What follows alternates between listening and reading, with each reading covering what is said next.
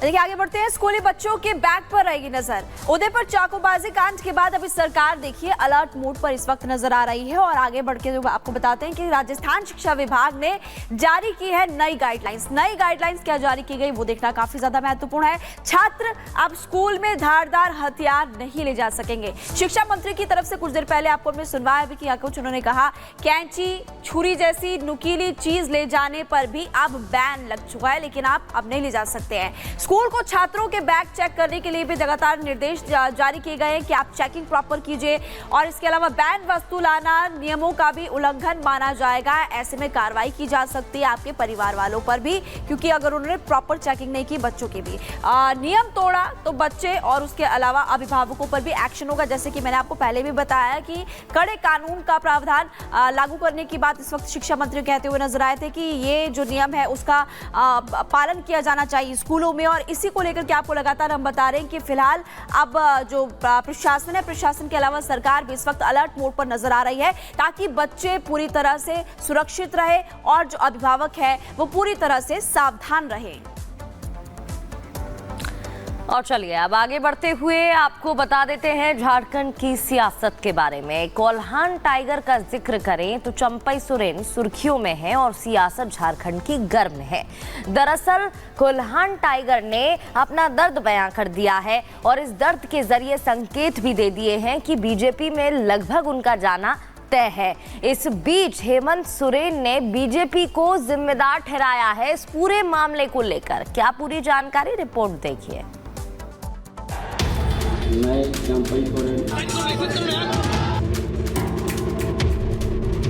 हम जहाँ पर है वहीं पर है, हम जहाँ पर है वहीं पर है। झारखंड के पूर्व मुख्यमंत्री चंपई सोरेन का ये वो बयान है जो उन्होंने दिल्ली पहुंचने के बाद दिया है। कहते हैं सियासत में किसी बयान का कोई मतलब नहीं होता है। सियासत और सुविधा एक दूसरे के पर्याय हैं, तो यहाँ भी ऐसा ही होता नजर आ रहा है। उनके बयान से साफ है कि उन्हें मोदी का आशीर्वाद मिल चुका है, बस औपचारिक ऐलान बाकी है। एक बार फिर सुनिए चंपई सोरेन ने क्या कहा है। हम जहाँ पर है वहीं पर है, हम जहाँ पर है वहीं पर है। चंपई सोरेन के इस बयान का सीधा मतलब है कि जब तक हूँ तब तक हूँ। अब चंपई सोरेन कब तक झारखंड मुक्ति मोर्चा में हैं, वही बता सकते हैं। लेकिन झारखंड में खेला हो गया है। झारखंड मुक्ति मोर्चा के दिग्गज नेता बीजेपी के दरवाजे पर पहुंच गए हैं। मैया जुजाना किसने अनाउंस किया? चंपई सोरेन ने अनाउंस किया, लेकिन आज उनका फोटो कहीं भी नहीं है। मेरा लगता है कि इतना बड़ा प्रमुख राजनीतिक व्यक्तियों का साथ जो झारखंड का मुख्यमंत्री रहा, उनका बारे में हल्का से हमें बात करना भी ठीक नहीं है। जेएमएम में खेला हो चुका है, इसका एहसास हेमंत सोरेन को हो गया है। लिहाजा हेमंत सोरेन चंपई सोरेन पर भी हमला बोल रहे हैं और बीजेपी को भी कोस रहे हैं। तो पलटवार बीजेपी ने भी किया है। हमारे यहाँ पर एकता अखंडता को तोड़ने में लगा है। समाज तो छोड़ो, ये घर भी फोड़ने का काम करता है, पार्टी तोड़ने का काम करता है। आए दिन कभी इस विधायक को खरीद ले, कभी उस विधायक को खरीद ले। और पैसा ऐसा चीज है कि नेता लोग का तो ऐसे ही उन लोग को इधर उधर घसीटने में उन लोग को देरी नहीं लगता है। अच्छे नेतृत्वकर्ता के रूप में झारखंड की सेवा कर रहे थे। अच्छे मुख्यमंत्री के रूप में उन्होंने झारखंड की सेवा किया है। बेदाग मुख्यमंत्री। परिस्थितियों का अब तो केंद्रीय नेतृत्व पर सारी चीज़ें रहती हैं कि किसको ले किसको न ले। बड़ा व्यक्तित्व है, इसलिए पहले तो उनका क्या है नहीं हम नहीं कह सकते। चंपई सोरेन को लेकर जीतन राम मांझी ने तो एक्स पर पोस्ट कर दिया है। एक्स पर मांझी ने लिखा कि एनडीए परिवार में आपका स्वागत है। चंपई दा, आप टाइगर थे और टाइगर ही रहेंगे। तो क्या विधानसभा चुनाव से पहले हेमंत सोरेन को बड़ा झटका लगने वाला है? इस बात के कयास इसलिए भी लगाए जा रहे हैं क्योंकि चंपई सोरेन ने बागी तेवर अख्तियार कर लिया है। झारखंड से असम, असम से पश्चिम बंगाल और पश्चिम बंगाल से दिल्ली पहुंचे चंपई सोरेन ने साफ कर दिया है कि उनका अपमान हुआ है, उनका तिरस्कार किया गया है। अब तो वो नई राह चुनने के लिए आजाद हैं। इधर चंपई सोरेन के पाला बदलने की आशंकाओं के साथ ही बीजेपी और कांग्रेस के बीच आरोप प्रत्यारोप का दौर भी शुरू हो गया है। उन्होंने अपने वक्तव्य में कहा है कि मैं दिल्ली निजी काम से आया हूं अपनी बेटी से मिलने के लिए, तो उससे ज़्यादा और सच्चाई क्या हो सकती है। उन्होंने तो अपना बयान दे ही दिया है, अटकल की बातें नहीं है उस पर। का कोई भी इस तरह से बयान नहीं आया है कि वे दूसरी पार्टी में जा रहे हैं। हम लोग जानते हैं कि चंपई सोरेन जी जेएमएम के बहुत ही पुराने अनुभवी और समर्पित रहे हैं। तरीके से चंपई सोरेन जी के साथ नाइंसाफी हुई है झारखंड मुक्ति मोर्चा के भीतर। वो बहुत कद्दावर नेता है, बहुत पुराने नेता हैं, शिबू सोरेन जी के समकक्ष हैं और उनके पुत्र हेमंत सोरेन ने उनको बेइज्जत करने में कोई कसर नहीं छोड़ी। और जब बेल पर हेमंत सोरेन बाहर निकले, दोष मुक्त नहीं हुए, सिर्फ बेल पर निकले, तो उन्होंने चंपई सोरेन जी को बहुत ही अपमानजनक तरीके से सिंहासन से हटा दिया, मुख्यमंत्री पद से हटा दिया। तो क्या साहब कोई आदिवासी सोरेन परिवार के बाहर उसकी कोई इज्जत नहीं होती? बहरहाल अगर वो इच्छा व्यक्त करते हैं ज्वाइन करने की, और अगर वो व्यक्त करते हैं, तो इस पर हमारा प्रदेश और केंद्रीय नेतृत्व ही फाइनल निर्णय लेता है। 81 विधानसभा सीटों वाले झारखंड में 2019 में आए विधानसभा चुनाव के आंकड़े किसी के पक्ष में नहीं थे। जोड़ तोड़ की सरकार बनी थी, लेकिन अब जब राज्य में विधानसभा चुनाव होने वाले हैं और उससे पहले चंपई सोरेन अगर पार्टी का दामन छोड़ देते हैं, तो जेएमएम के लिए ये किसी बड़े झटके से कम नहीं होगा, क्योंकि चंपई सोरेन की पार्टी के नेताओं के बीच अच्छी पकड़ मानी जाती है। कहा जाता है कि झारखंड की 14 विधानसभा सीटों पर चंपई सोरेन का सीधा दबदबा है। Bureau report, Republic Bharat.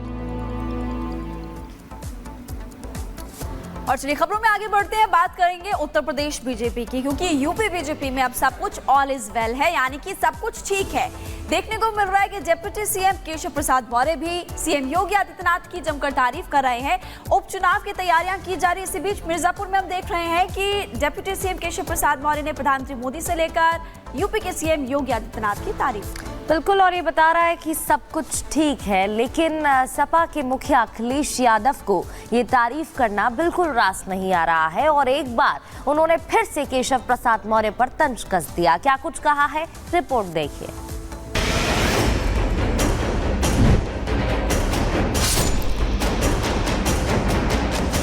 UP में सीएम योगी आदित्यनाथ और डिप्टी सीएम केशव प्रसाद मौर्य के बीच सब कुछ ठीक चल रहा है। ऐसा इसलिए क्योंकि केशव प्रसाद मौर्य अब खुलकर सीएम योगी की तारीफ कर रहे हैं। दरअसल मिर्जापुर की मंझवा विधानसभा सीट पर उपचुनाव होने वाला है।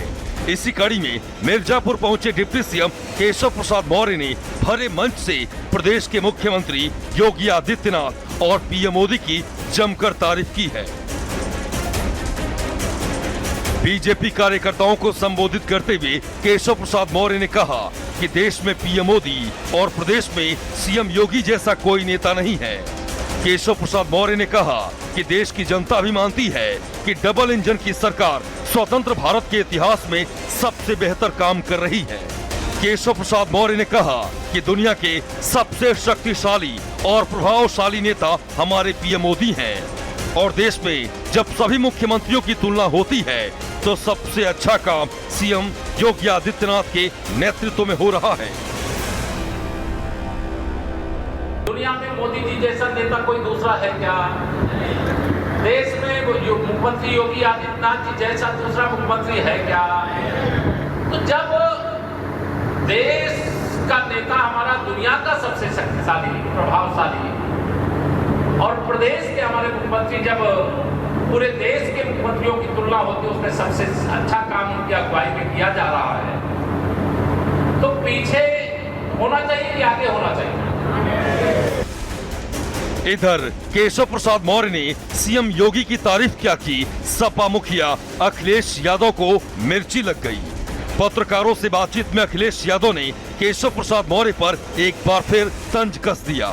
अखिलेश यादव ने यहां तक कह डाला कि केशव प्रसाद मौर्य की यूपी सरकार में कोई अहमियत है ही नहीं। मत लिया वो कुछ है ही नहीं। वो क्या है, मुख्यमंत्री डांट देंगे तो अभी चुप हो जाएंगे 2 मिनट। सच्चाई है, मुझे किसी ने बताया कि अगर वो डांट दे मुख्यमंत्री जी तो पता ही लगेगा वो डिप्टी सीएम है कौन। नहीं मानते आप पता कर लेना।